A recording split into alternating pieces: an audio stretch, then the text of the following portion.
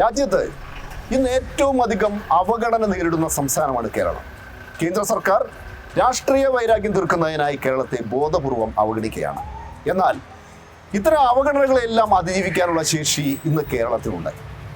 കേരളത്തിൻ്റെ അതിജീവനത്തിൻ്റെ പ്രതീകമാണ് വിഴിഞ്ഞം തുറമുഖ പദ്ധതി. ഈ പദ്ധതിക്കായി കേന്ദ്ര സർക്കാർ നയാ പൈസ പോലും നൽകിയില്ല. എന്നാൽ പദ്ധതിയുടെ ക്രെഡിറ്റ് ഏറ്റെടുക്കാൻ കേന്ദ്ര സർക്കാരും BJP നേതാക്കളുമെല്ലാം മത്സരിക്കുന്ന കാഴ്ചയാണ് വിഴിഞ്ഞത്ത് കണ്ടത്.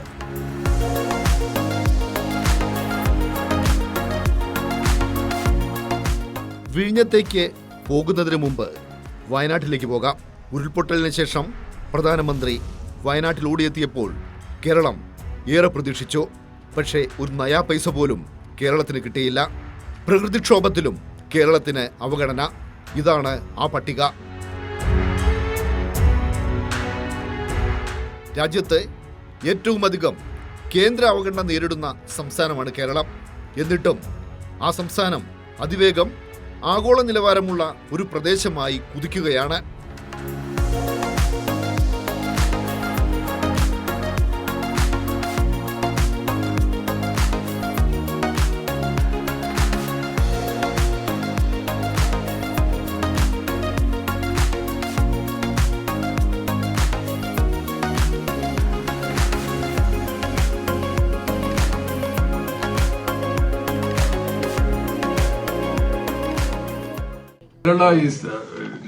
Kerala is the best state, I can say.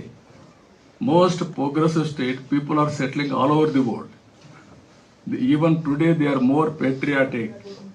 More money is FDI is going to Kerala maximum. ലോകോത്തര നിലവാരമുള്ള പൊതുവിദ്യാഭ്യാസവും പൊതുജനാരോഗ്യവും മികച്ച വ്യവസായ അന്തരീക്ഷം, ഇതിനെല്ലാം പിന്നാലെ അടിസ്ഥാന സൗകര്യ വികസന മേഖലയിലും കേരളം കുതിക്കുകയാണ്.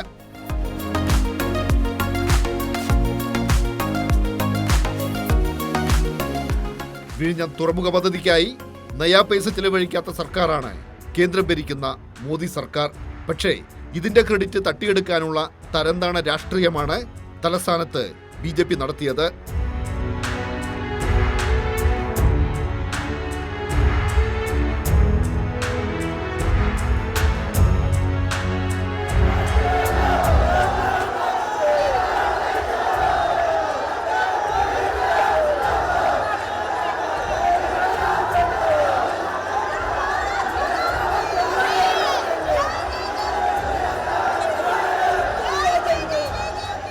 നിശ്ചയദാർഢ്യത്തിൻ്റെ വിജയമാണ്. ഒട്ടേറെ പ്രതിസന്ധികളുടെ ഘട്ടം കടന്നുപോയി. അതിനൊക്കെ മുറിച്ച് കടന്ന് മുന്നോട്ട് പോകാൻ ശ്രീ പിണറായി വിജയൻ്റെ നേതൃത്വത്തിലുള്ള സംസ്ഥാന സർക്കാരിന് സാധിച്ചിട്ടുണ്ട്. എല്ലാവരും ഒരുമിച്ച് നിന്നു. നമ്മുടെ സംസ്ഥാനത്തെ സംബന്ധിച്ചിടത്തോളം ഏറെ അഭിമാനകരമാണ് ഈ നിമിഷം. ലോകത്തെവിടെയുമുള്ള മലയാളിക്കും ഏറെ സന്തോഷം നൽകുന്ന നിമിഷമാണ്. എല്ലാവരും ഒരുമിച്ച് നിന്നു എന്നുള്ളതാണ് അതിൻ്റെ ഏറ്റവും വലിയ പ്രത്യേകത. അനാവശ്യ വിവാദങ്ങൾ സൃഷ്ടിക്കാനുള്ള വലിയ ശ്രമം നടന്നു. ജനാധിപത്യത്തെ അട്ടിമറിക്കാനും ലജ്ജിപ്പിക്കുന്ന ചില സംഭവങ്ങളും നടന്നു. നമ്മളിപ്പോൾ ഒരു വിവാദം ഉണ്ടാക്കേണ്ടതെന്ന് വെച്ചിട്ട് അപ്പോൾ നിങ്ങൾ നോക്കിയാൽ ക്യാമറ അങ്ങോട്ട് തിരിച്ചാൽ അവിടെ ഇരിക്കുന്ന സ്റ്റേജിൽ ഇരിക്കുന്ന വ്യക്തിയെ നിങ്ങൾക്ക് കാണാം. BJPയുടെ സംസ്ഥാന അധ്യക്ഷനാണ്. ഒരു രാഷ്ട്രീയ പാർട്ടിയുടെ ഒരു സംസ്ഥാന അധ്യക്ഷൻ ഒരു ഉദ്ഘാടന പരിപാടിയിൽ ഇരിക്കുന്നതിൽ കുഴപ്പമില്ല. പക്ഷേ ഏക രാഷ്ട്രീയ പാർട്ടിയുടെ ഏക അധ്യക്ഷനെയാണ് അവിടെ ഇരുത്തിയിരിക്കുന്നത്. ഇവിടെ മുമ്പിൽ നിങ്ങൾ നോക്കൂ. മുമ്പിലിരിക്കുന്നത് ധനകാര്യമന്ത്രി സദസ്സിലുണ്ട്. ധനകാര്യ വകുപ്പ് മന്ത്രിയെ നിങ്ങൾക്ക് സദസ്സിൽ കാണാം.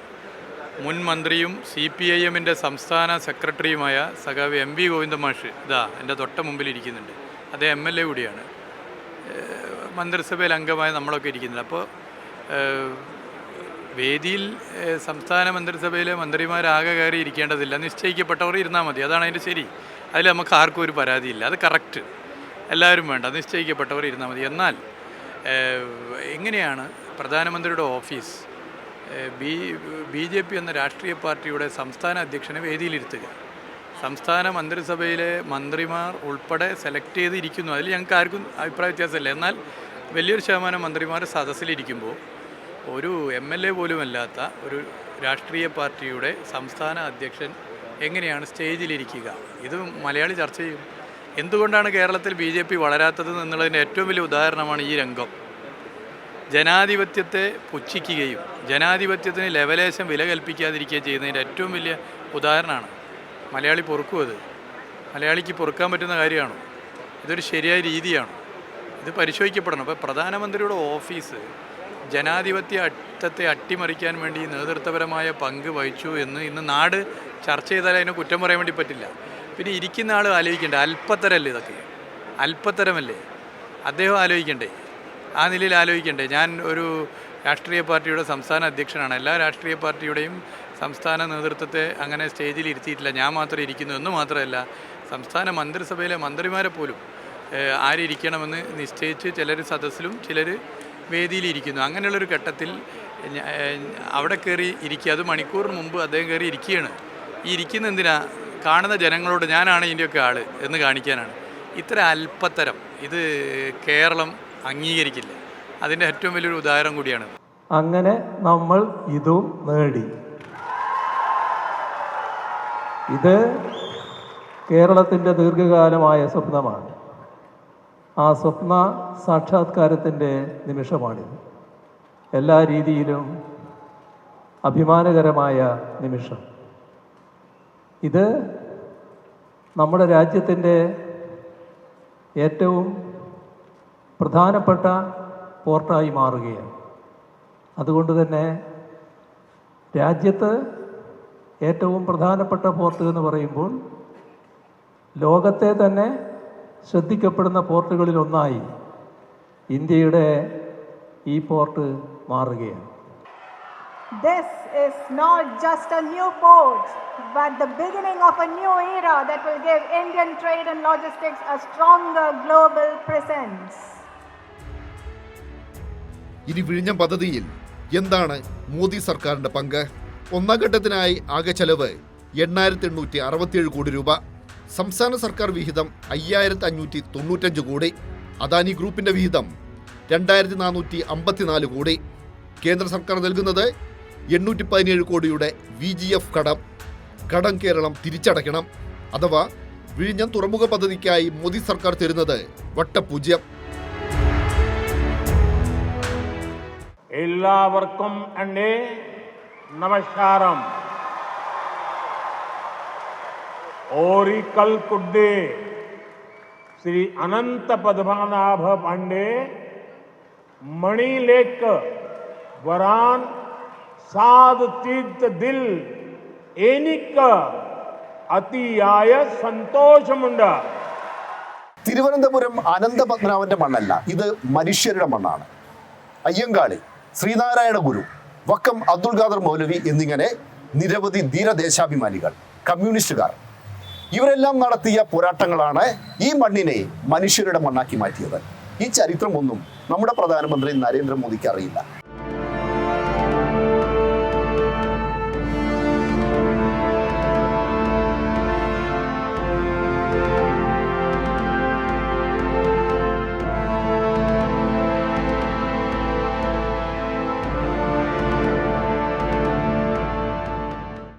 आज भगवान आदि शंकराचार्य जी की जयंती है. केरला से निकलकर देश के अलग अलग कोनों में मठों की स्थापना करके आदि शंकराचार्य जी ने राष्ट्र की चेतना को जागृत किया. इस पुनीत अवसर पर मैं उन्हें श्रद्धापूर्वक नमन करता हूं. ശ്രീശങ്കരാചാര്യർ വലിയ സന്യാസിയാണ്, ലോകമറിയപ്പെടുന്ന സന്യാസിയാണ്. എന്നാൽ കേരളത്തെ ഇന്നത്തെ കേരളമാക്കി മാറ്റിയത് കമ്മ്യൂണിസ്റ്റുകാരാണ്.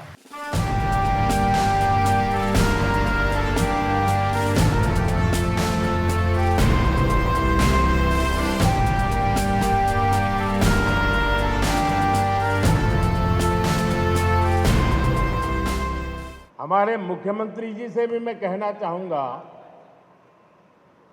आप तो इंडिया अलायंस के बहुत बड़े मजबूत पिलर है. यहाँ शशि थरूर भी बैठे हैं और आज का ये इवेंट कई लोगों की नींद हराम कर देगा. നമ്മുടെ എയർലൈൻസുമായിട്ടുള്ള ബന്ധപ്പെട്ട പ്രശ്നങ്ങൾ അതുമായി ബന്ധപ്പെട്ട കാര്യങ്ങളിലും ആവശ്യമായ ശ്രദ്ധ നൽകണം. He could not.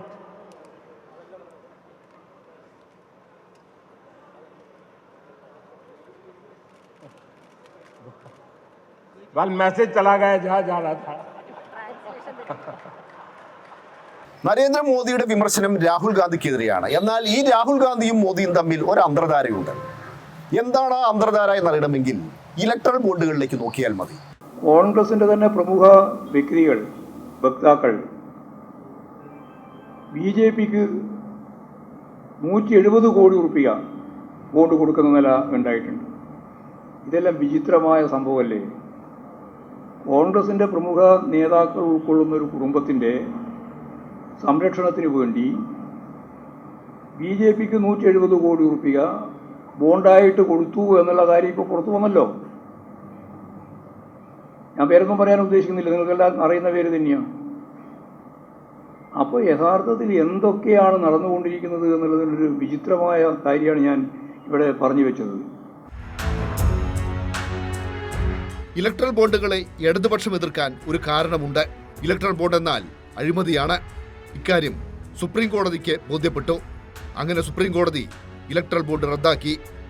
ഇനി ഇലക്ട്രൽ ബോണ്ടുകളുടെ കണക്ക് നോക്കാം. ആകെ നടന്നത് 16,518.6 കോടിയുടെ ഇടപാട്. BJPക്ക് ലഭിച്ചത് 8,451.41 കോടി.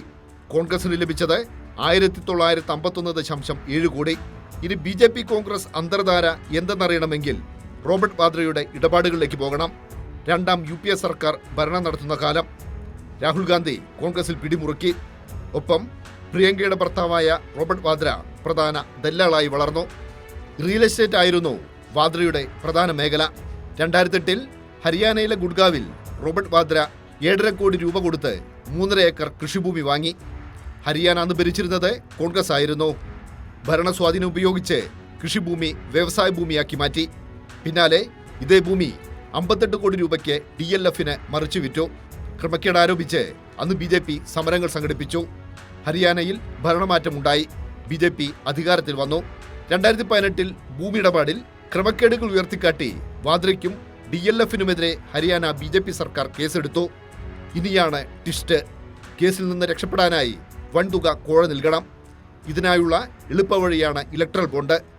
റോബർട്ട് വാദ്രയെ രക്ഷപ്പെടുത്താനായി DLF 170 കോടി രൂപ BJPക്ക് ഇലക്ട്രൽ ബോണ്ടുകളായി കൈമാറി. 2019 ഒക്ടോബർ മുതൽ 2022 നവംബർ വരെ 6 ഘട്ടങ്ങളായാണ് 170 കോടി രൂപ കൈമാറിയത്. പിന്നാലെ റോബർട്ട് വാദ്രയെ കുറ്റവിമുക്തനാക്കി. ഹരിയാന BJP സർക്കാർ കോടതിയിൽ റിപ്പോർട്ട് നൽകി. അങ്ങനെ പ്രിയങ്ക ഗാന്ധിയുടെ ഭർത്താവ് റോബർട്ട് വാദ്രയെ നരേന്ദ്രമോദിയുടെ BJP അഴിമതി കേസിൽ നിന്ന് രക്ഷപ്പെടുത്തി.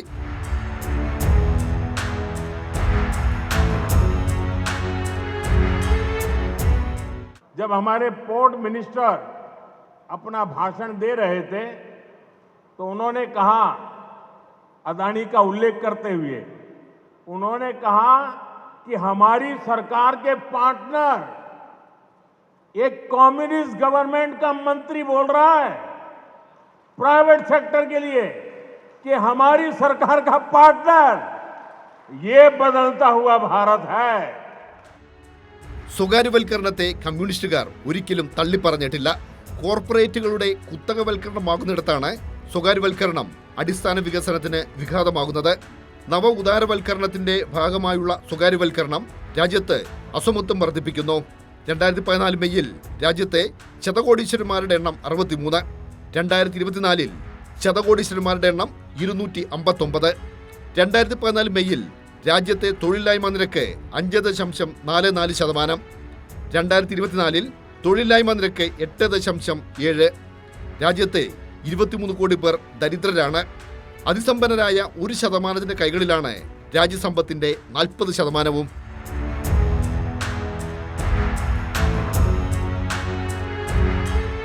മോദി സർക്കാർ സ്വകാര്യ കുത്തകകൾക്ക് വേണ്ടി പൊതുമേഖലയെ തകർത്തപ്പോൾ പിണറായി സർക്കാർ നഷ്ടത്തിലായിരുന്ന പൊതുമേഖലാ സ്ഥാപനങ്ങളെ കൂടി ലാഭത്തിലാക്കി.